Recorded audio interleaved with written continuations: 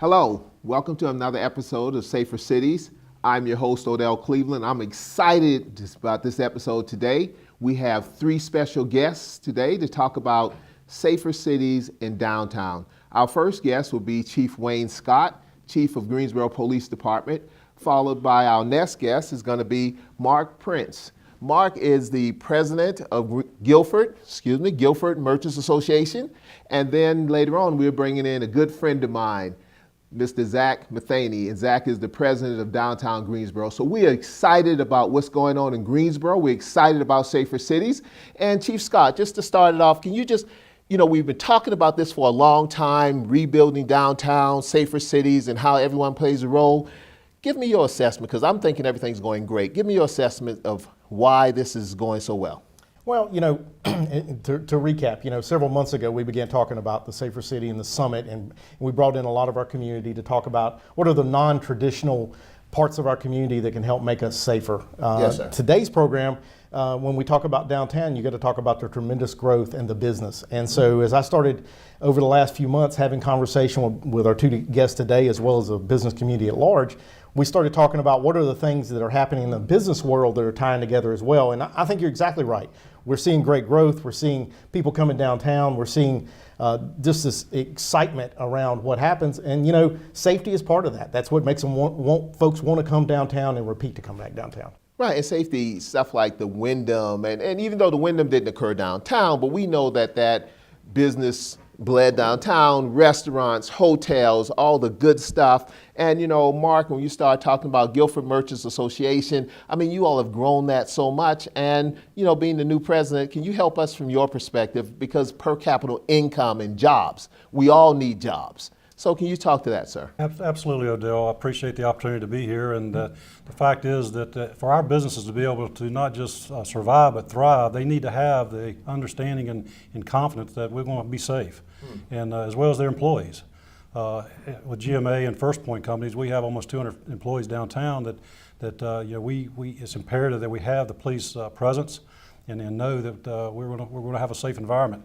And the members of GMA as well, as far as understanding, we have a number of events downtown that we have a lot of folks coming from outside of downtown, and for them to know that our police department is going to ensure their safety is very, very important. I do a lot of business downtown, and this may or may not have that much to do with you, but something as simple as the parking. No parking there, and the fact that we have officers on foot patrol a lot, and on bicycles, and they're very visible.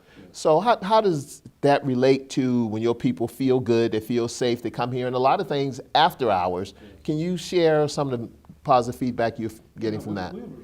A tremendous feedback as far as just the safety of being downtown, and whether it's a grasshopper game across the street from where we're located, or whether it's a big event, the Folk Festival coming up here in a couple weeks, holiday parade, with just a lot of events that go on in downtown. Just knowing that the presence is there. I've seen them on the bicycles, seen them on foot. They're interacting with the public on the street. I can't say enough about what the chief and his staff and department have done. And you'll talk to Zach Matheny here in a little while, but he and I with DGI understand just how important it is to keep that reputation, because other larger cities, especially even in our state, we're hearing things, reading things that we got to make sure if we're going to continue the momentum that we have going, it's imperative we continue to work on maintaining that relationship. And one of the things that I've noticed, and I'm coming to the chief next, on some of the businesses that maybe things didn't work out quite right for them or have to do some self-correcting, I like the way, Chief, your leadership on going into those businesses, meeting with the business owners and letting them know, guys, this is creating this issue. Because, unintended consequences are still consequences. So, Chief, tell me how you all do a good job of working with, Mark and Zach and others and the business owners when things not going quite the way, some of the consequences are not what we would like. Well, it's interesting you should say that, because one of the things that we have done, my staff will tell you, I tell our folks, we are ambassadors. You're wearing a GPD uniform, you're wearing the bike uniform, which is the bright yellow or whatever the case may be, you're an ambassador. But being proactive and working with the business community as a whole, I meet with numbers of groups of community leaders, both in our regular housing community and in the business world, and I go, so where are our points of friction? And if we see a business that maybe we've had issues around noise ordinance downtown, and but we believe in bringing everyone together and coming up with a viable solution, and we've been pretty successful with that. It may not happen quickly, but as we see long term, those effects are positive both for the community residents downtown, because we have a really thriving household community that's coming downtown now, part of it, to interact with those businesses, and those relationships have just grown. And folks like from GMA and from DGI always are at the table with us to talk about what are the needs on both sides. So thank you for noticing that. And we've been able to slowly turn some of those venues that maybe weren't exactly fitting in to things that now fit in, and it's productive for the owners and for the community. And that's the ultimate goal for us. And Chief, an example of that for Odell. GMA hosts a Center City briefing every other month. Okay. We bring a representative from the police department, from the city, the different departments within the city, and then a lot of the business owners downtown come together, and concerned citizens as well. It's open to the public, where we discuss issues or concerns or things that may be pertinent to the downtown, and obviously the police department is a very vital part of that. And the safety, because as we have gatherings downtown in the governmental plaza and other things, it's good when you hear positive things, Chief, and I know you don't have the easiest job in the world, nor do anybody on this panel, but at the same time, what do you think has been the leading cause of your success with interacting with the business community, sir? So I think it's no secret. It's no different than interacting with any part of our community. We have got to be proactive, and I think the police department's done it, and to some degree the city as a whole. Let's get to know our individuals that are driving business in this community, maybe even before they open their business. So we try to go out. The establishments downtown, we've seen this growth of restaurants and clubs, but equally you see these mom and pop stores, I call them. And so walking down there, spending some time, taking those lunch breaks and walking through and getting to know people. The bottom line is people will communicate with you much more if they see you as something more than just a police officer. And I say it all the time, and I'll say it again, I do it every one of your shows. We're part of the community too, and that's my plug. And so when we're looked at in that way, it's about balancing everybody's needs, and I think that's been a key to our success. Well, one of the things that I've noticed, I've been here for a long time, longer than I thought, but the whole idea of panhandling, I know people have different perspectives on this, but it feels so good when you can come downtown and you don't feel that you're going to be approached by someone. Yes, I understand panhandling and people have certain things, so you feel so much better. My wife feels better. So from your perspective, the whole panhandling thing, how's that working better now that we have our hands around that? Oh, much better. And I mentioned about other cities in our geographic area. I think that that is one thing that I think there's truly a difference. Yes. Is that because it has been a problem in the past, and but I really don't see it, and it has improved significantly. Good. And Chief, it was no issues. We heard of no issues. Right. So. And you're right. I'll say that we're still working on some of that. Okay. I'll be totally fair and honest. It's not perfect. No, we have a large unsheltered community that comes to Greensboro because we have so many services here, because of the good nature of the people in Greensboro and the many of the groups that we have formed. And so it's a balance. But equally, it's a great topic to bring up because it is a balance that we balance with our community, we balance with those service providers, and with the business community. And that's a constant dialogue as the downtown changes that I hope that you will even see before the end of this year. Some other changes could occur. So thank you for acknowledging that, and it's an ongoing thing, but we're getting there. Good. And gentlemen, again, thank both of you all so much for what you do, because I love Greensboro. I love downtown, and I've seen downtown in the last 15 years change. And to our viewers, one of the things, now I'm excited, we're getting ready to go into our next guest with Zach Matheny. And when you start looking at all the development downtown, people want to build downtown, people want to do things downtown, that's a blessing, because this is our city, and I consider it the economic heartbeat.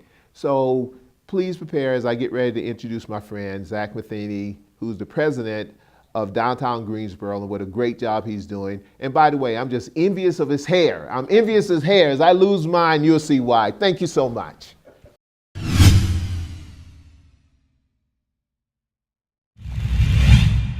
Again, welcome back to this episode of Safer Cities. We have our good friend here, Zach Matheny, who's the president of Downtown Greensboro Incorporated, along with Chief Scott and myself. Zach, welcome. Thank you for joining us. Absolutely. Again, we talked a lot about downtown, but one thing we didn't talk about, and I'm excited about, the residents downtown. Share with us how many people are actually coming back downtown to live, and then we're going to ask the chief, what does that mean, and how does he plan for that? Because maybe we don't have as many as we were expecting, but in the future, we know we'll have that number.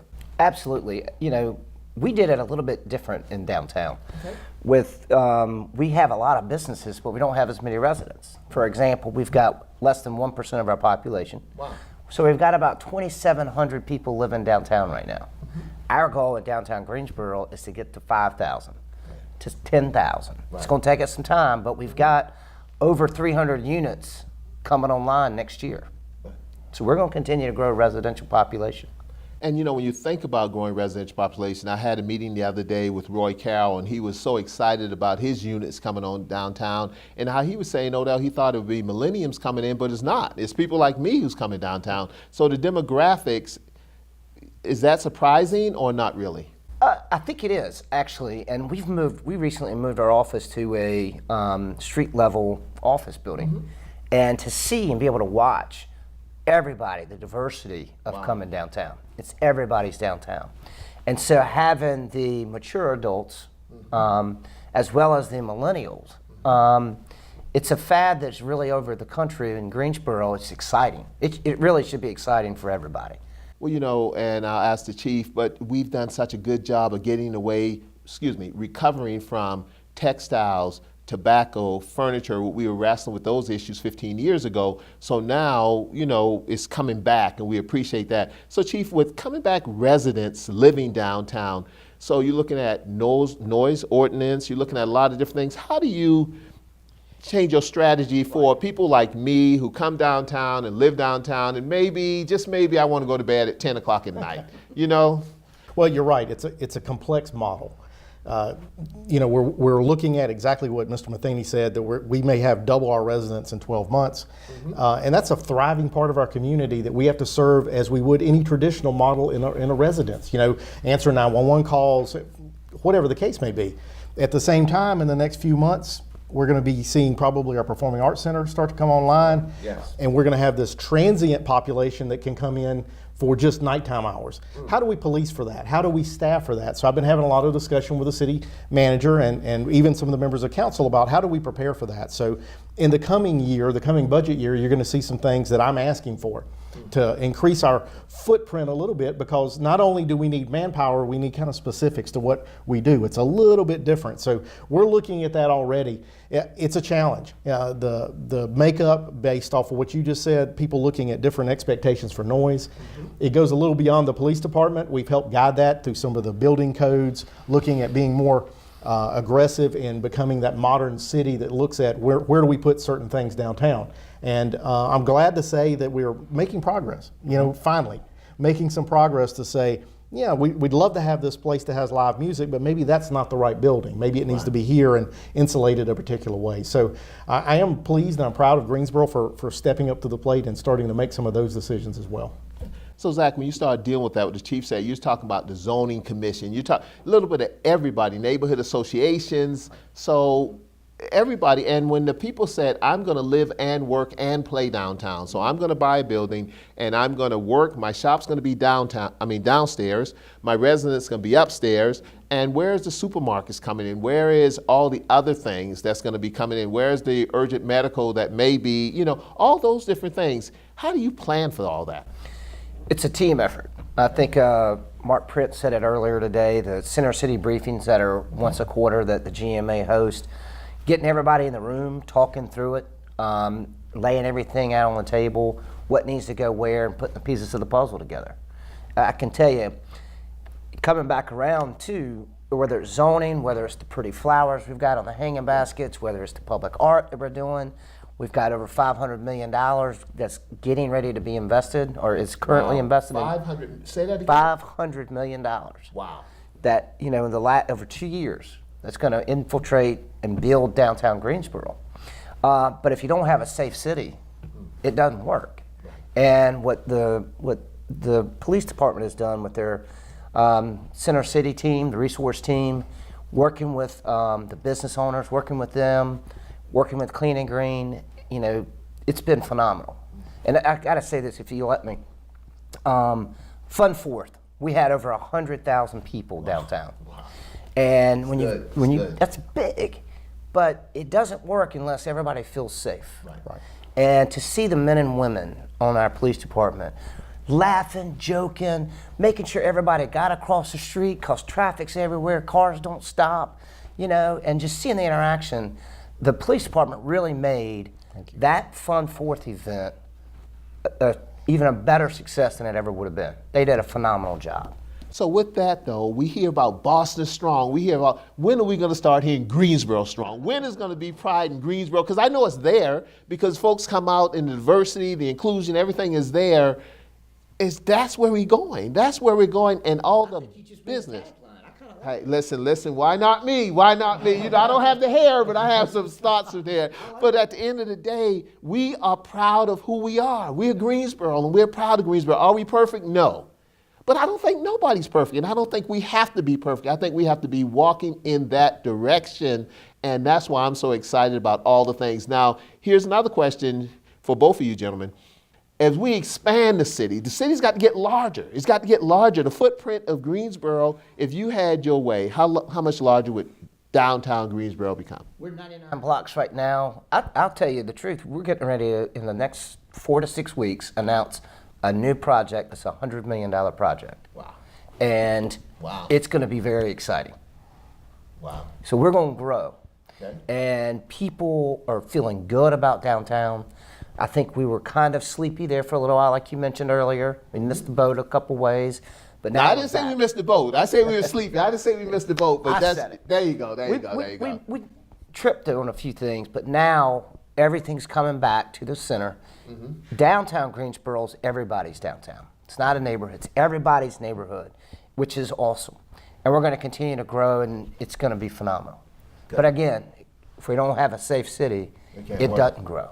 Well, it's interesting. Chief alluded to the fact that if he gets what he's going to ask for, and you alluded that you're going to make an announcement in a couple months. Now, on this show, I would give both of you gentlemen an opportunity to make that announcement now. What do you think you want to ask for, or is not time yet? What do you want to ask? Because what people want to know is, okay, when they sit in Roy Carroll's new luxury apartments and someone hit a grand slam home run and it hits the window, what's going to happen? All that kind of stuff. But I'm putting you all on the spot, but not putting you on the spot. Chief, how can we get the community behind what the tools necessary? Because if the community wants to hold ones responsible, we have to give one the tools to do the job. Absolutely. Without getting into the specifics, I can tell you, when you're downtown, you mentioned Boston, you go to New York, there's a sense of seeing their officers on each corner, out and about. And in order for us to achieve that, we've simply got to have some changes in the way we deploy and our manpower. The Greensboro Police Department hasn't grown in number in about 7 years. Wow. So I am going to be building a case and hopefully present to the manager who will present in next year's budget. I think it's time for us to actually look at a few additional resources that are specifically designed for our downtown and the downtown growth. Can't give you the numbers yet because we're working up all those things, but the manager's supportive, council supportive. We want to get that. We've already got it. We want to keep that as the city grows. Okay. Well, I'm very supportive of downtown Greensboro and the growth, and been a part of these committees for 15 years now. So just anything we could do to help, we want to help. And Zach, from your perspective, because jobs mean something, people have to have jobs. And a lot of the businesses that's coming in that you talked about and Mark talked about is jobs. At the end of the day, it's jobs, it's per capita income, it's tax dollars, all these things. Because if we're saying the city should do this and should do this, where's the revenue coming from? Because to have these things, to provide the social services, to help with the nonprofits and all the things that people are coming here for, it really comes from tax dollars or wealth, people giving. So from your perspective, anything you can share now, how many jobs do you see coming in the near future? Thousands. Lincoln Financial has ramped up and is hiring a bunch of folks, and we're working on some technology company announcements. We've got a few more things. But I also tell you this, I'm meeting this afternoon with somebody that is a development of affordable homes. Wow. And so it's not just about luxury in downtown. Downtown's for everybody. And so hopefully we can work with the housing groups that are meeting and see with the city and do some affordable housing downtown for some folks as well. And my biggest plea for folks in this community would be, if you see a man and woman that's in the police department, shake their hand and say thank you, because they are really providing that safe city that makes us feel good. And every chance I get, I'd like to shake their hand and say thank you. Thank you, Zach. Now, you know, it's interesting to the viewers. Everybody understands the direct correlation between safer cities and a better downtown. Safer cities and people want to invest downtown. Safer cities and the fact that people want to create jobs downtown. Safer cities and people want to do entertainment downtown. We need our downtown to grow. For that to happen, we need our downtown to be safe. So please, we ask you to continue to support the Safer City initiatives and all the good things that we're doing. And to Zach's point and to the Chief's point, if you see a police officer, hey, shake their hand. Tell them thank you, we appreciate it. Until the next episode, this is Odell Cleveland, your host, signing off, saying thanks again for viewing this episode of Safer Cities. Gentlemen, thank you, and I appreciate it for the great job that you're doing. Zach, for the great job that you're doing too. And again, we appreciate it, and we love Greensboro. Greensboro strong.